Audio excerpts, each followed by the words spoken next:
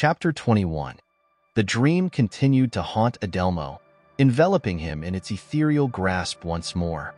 With a jolt, he sprang out of bed, his heart pounding in his chest, and began sprinting as fast as his legs could carry him, desperate to escape the clutches of the dream. But fate had a different plan for him. As he raced forward, his foot caught on an unseen obstacle, and he tumbled headfirst into a seemingly endless abyss. The darkness swallowed him whole, and he lost consciousness. When Adelmo finally regained his senses, he found himself in a place he couldn't quite comprehend. The French quarters. Was he still trapped within the confines of his dream? Or had he somehow stumbled into a different reality altogether? Confusion clouded his mind as he rose to his feet, scanning his surroundings. The streets were eerily deserted, stretching out before him for miles on end. A sense of isolation settled over him like a heavy fog, leaving him feeling utterly alone. Suddenly, the tranquility was shattered by a swarm of bats descending upon him from all directions. Adelmo's heart raced, his breath quickened, and he could feel the cold sweat trickling down his forehead. Just as panic threatened to consume him, he awoke with a start, gasping for air. It took him a moment to realize that he was safe and sound in the comfort of his own bed. Confusion mingled with relief as he tried to piece together the events of the previous night. How had he managed to make it home from the bar? Disillusioned, he sat up, determined to push aside the questions that plagued his mind. Taking a deep breath, he resolved to focus on the present and leave the mysteries of the past behind. Day 5. Adelmo made his way towards the door, his mind filled with curiosity as he noticed a small note attached to it.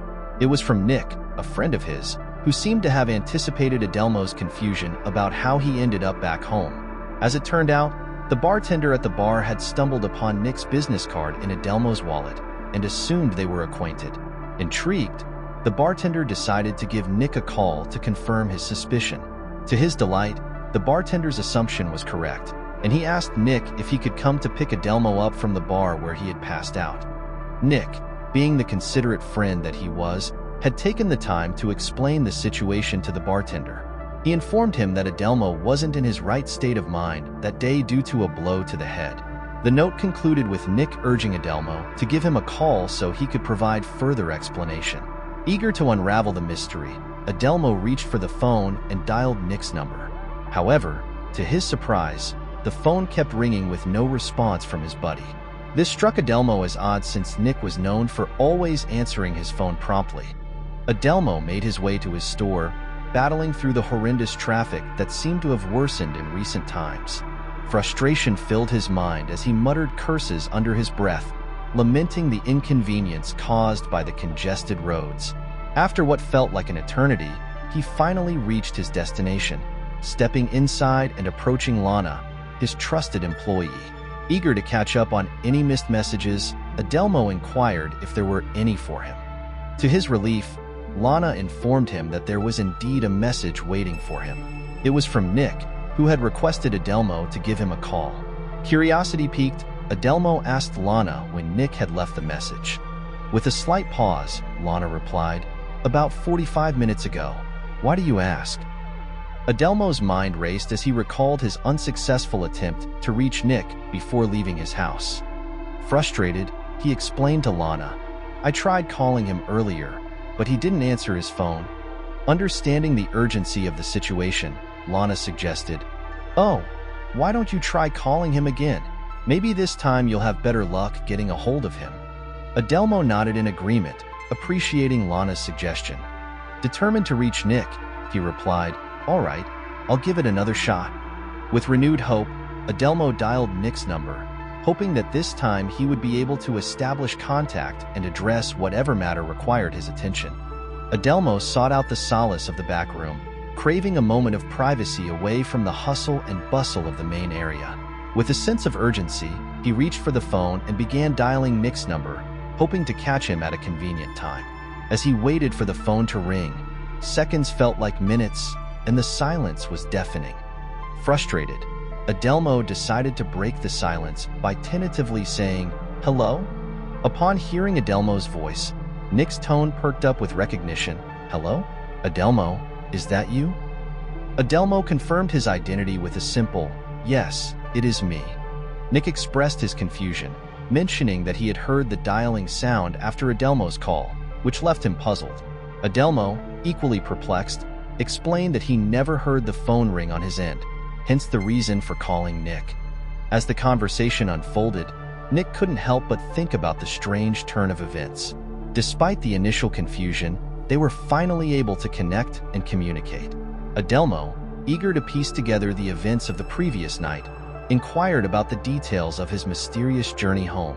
He recounted bits and pieces of his memory, from a leisurely walk to a throbbing headache, culminating in a visit to the nearest bar.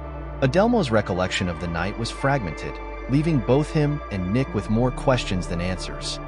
Nick turned to Adelmo and asked, "Have you any idea where you were last night?" Adelmo, puzzled, responded, "Honestly, I thought I was at a bar nearby my place." Nick shook his head and corrected him. "Actually, you were quite far from home. You were in the French quarters." Adelmo's mind raced as he wondered, "How on earth did I end up there? I couldn't have been walking for that long." Feeling bewildered, Adelmo voiced his thoughts. "So, everything I saw wasn't real then?" Nick nodded and replied, "No, not at all. Those people you encountered, they all believed they were vampires. It's a place filled with eccentric individuals who are so convinced of their vampiric identities that they manage to convince others too." Adelmo sighed, "I always suspected that, but last night felt so vivid, so genuine." As Adelmo tried to make sense of the situation, he couldn't help but feel a mix of confusion and fascination. The idea of stumbling upon a community of self-proclaimed vampires seemed like something out of a movie. He wondered how he had been lured into their world, even if it was just for a night. The French Quarters had always been known for its vibrant and eccentric atmosphere, but this was beyond anything Adelmo had ever imagined. Nick, noticing Adelmo's intrigue, continued to explain, "You see, they create this illusion so convincingly that even the most skeptical individuals can't help but question reality. It's like stepping into a parallel universe where the line between fact and fiction blurs." Adelmo nodded, still trying to process the bizarre encounter. He couldn't deny the allure of the French Quarters and its ability to transport people into a realm of fantasy, even if just for a fleeting moment.